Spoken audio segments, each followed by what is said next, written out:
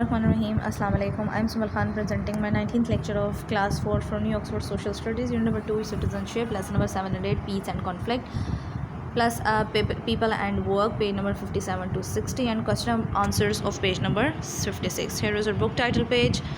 Okay, it's new lesson of people and work. It's about people and work, हमारा काम और लोग. अब हमारी पॉपुलेशन के बारे में हम यहाँ पर पढ़ लेते हैं. There are over 207 million people in our country. Underline this line के 207 मिलियन लोग हमारी कंट्री में रहते हैं, हमारे मुल्क में रहते हैं. Who are these people and what do they do. वो कौन लोग हैं और क्या काम करते हैं ये. Where do they live and how do they earn their living.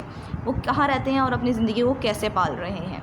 How do we know the number of people in city and the whole country? Let us find out about the people of Pakistan and what they do. कहने चले हम पाकिस्तान की country के बारे में पता करते हैं और देखते हैं कि हम कैसे फाइंड आउट करते हैं कि एक कंट्री में कितने लोग रहते हैं. हमें तो नहीं पता, तो एक क्या मेजरमेंट का, क्या इनका गेज है मेजरमेंट का, जो है वो टाइम करने का, मेजर करने का.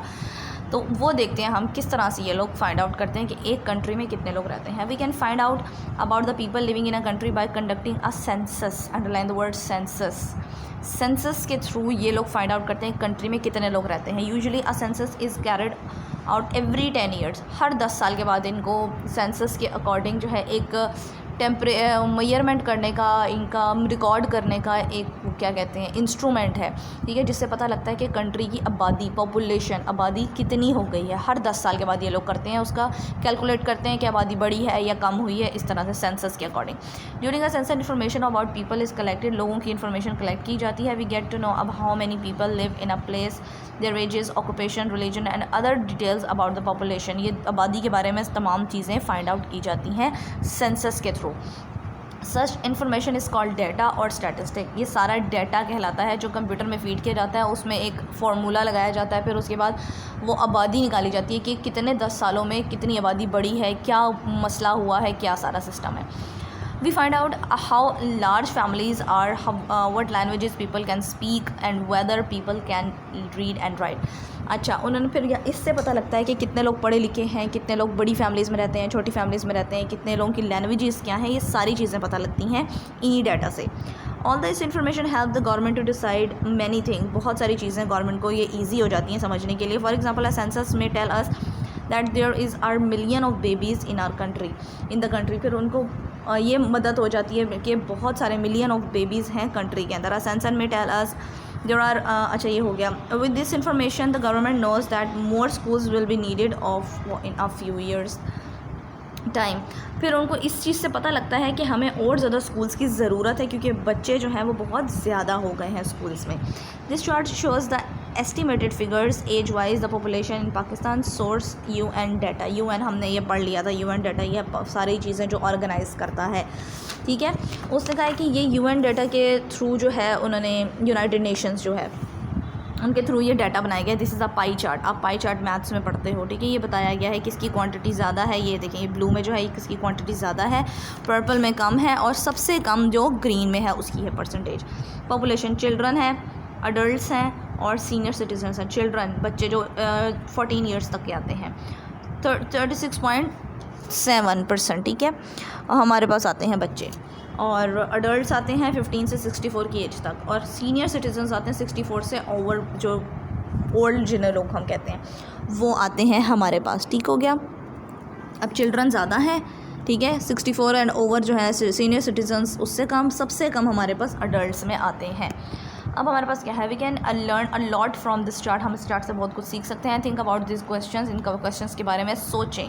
Okay, it's an open ended question. How many schools will be needed in 5 years. 5 साल में हमें कितने स्कूल्स की ज़रूरत है. How many people in the country work to earn money. Do you think most families are large और small. कह रहे हैं कितने लोगों को ज़रूरत है, कितने लोग जो हैं कमाते हैं, और कितने लोग जो आप सोचते हैं कि बड़ी फैमिलीज़ में रहते हैं और छोटी फैमिलीज़ में रहते हैं. Are there many old people in the country. What does it this tell you. कह रहे हैं क्या हमारी कंट्री में अब बूढ़े लोग ज़्यादा हैं. क्या ये चीज़ आपको बताती है, ये हमें आप बताएंगे. Now look at this again. आगे फर्दर वो क्या कह रहे हैं.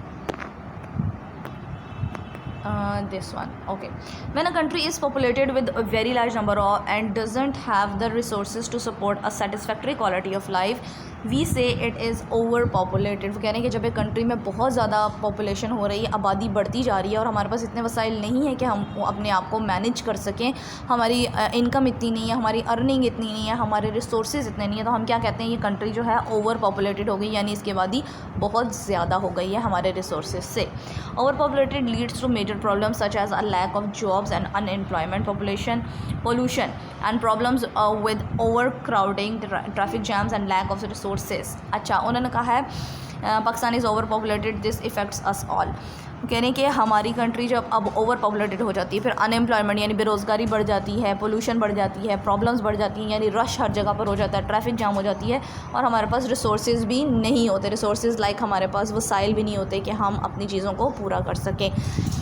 Pakistan is over populated, Pakistan की आबादी बहुत ज़्यादा है, नॉर्मल पॉपुलेशन से ज़्यादा हो गई है, तो हमें इन चीज़ों का सामना करना पड़ता है। ऑफ कोर्स आप देख सकते हो अनएम्प्लॉयमेंट हर जगह बहुत ज़्यादा फैली हुई है, पढ़े लिखे लोग बहुत ज़्यादा अनएम्प्लॉयमेंट का शिकार हुए हैं, बेरोज़गारी फैली हुई है due to this over population.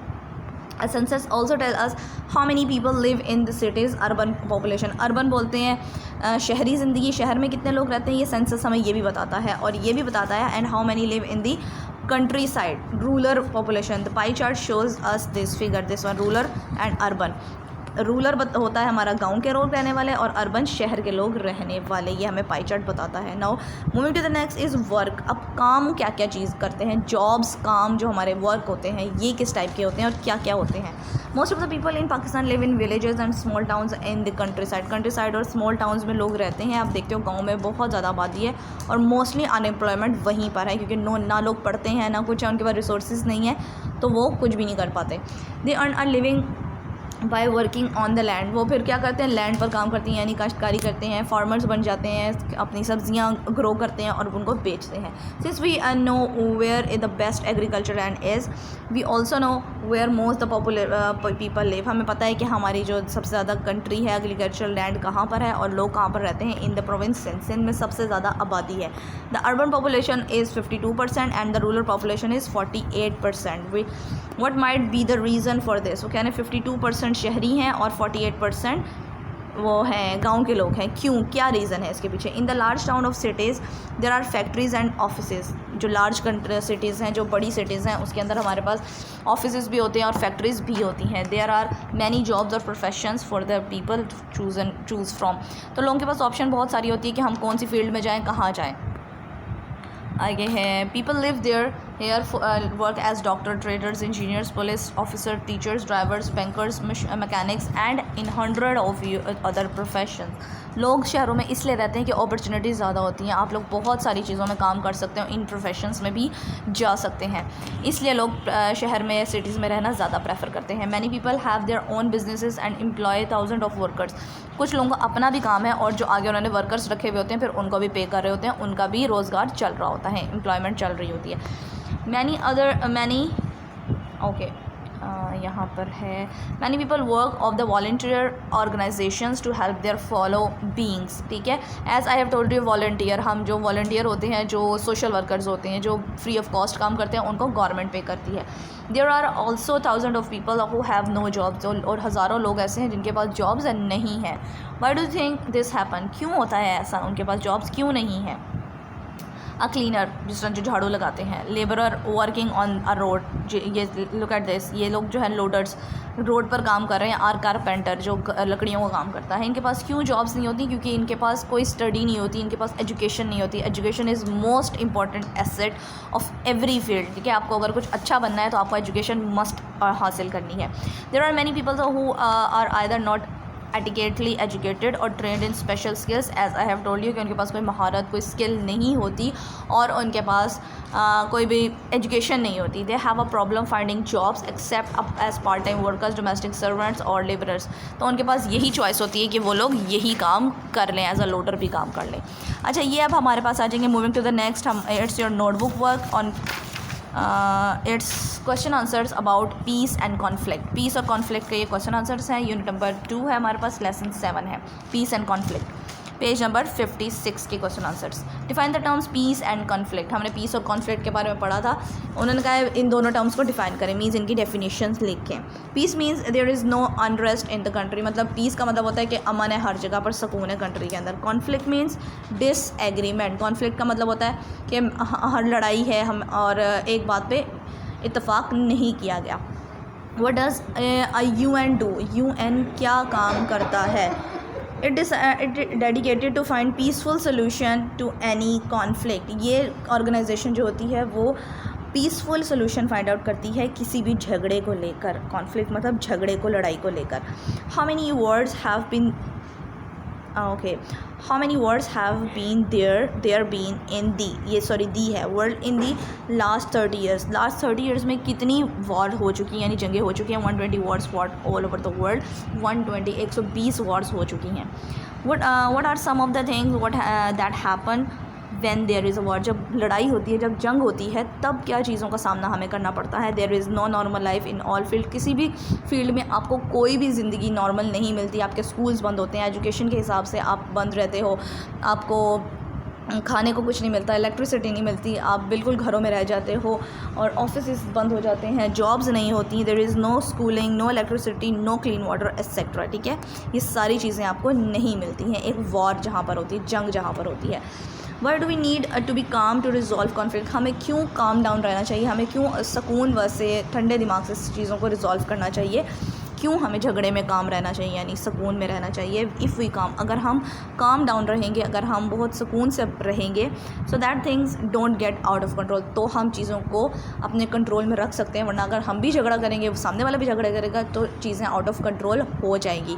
इसलिए काम रहना ज़रूरी है ताकि चीज़ें हमारे कंट्रोल से बाहर ना जाएं। What does soothing mean? Soothing का मतलब क्या होता है? It means to do something like listening music to calm yourself. Soothing का मतलब होता है कि किसी चीज़ को सुनना और अपने आप को काम डाउन करना। कोई भी चीज़ हो सकती है, कोई चीज़ करने में आपको सुकून मिल रहा होता है। लाइक अगर आप डिस्टर्ब हो, ठीक है, आपको कोई गुस्सा आया हुआ है या आपको कोई झगड़ा किसी से हुआ हुआ है, तो आप अलग कमरे में बैठ जाओ, आपको म्यूज़िक सुनना पसंद है, सो म्यूज़िक आप सुने। अगर आपको कुछ करना पसंद है तो आप कुछ करना पसंद कर सकते हैं। ठीक हो गया?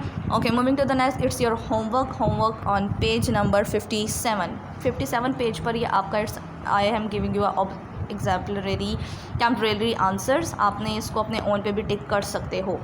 ठीक है, ये कुछ क्वेश्चंस हैं, इन पे आप देख लें और पढ़ के इसको टिक कर लेंगे। यहाँ पर आपने क्या करना है, यहाँ पर ड्रॉ करना है या आप कोई पेस्ट कर दें पीस एंड कॉन्फ्लिक्ट के picture. Last is part C, true false करने हैं। ठीक है, स्टेटमेंट जो आपको ट्रू लगती है वो ट्रू करें, जो फॉल्स है वो फॉल्स स्टेटमेंट को आपने कर देना है। Thank you so much.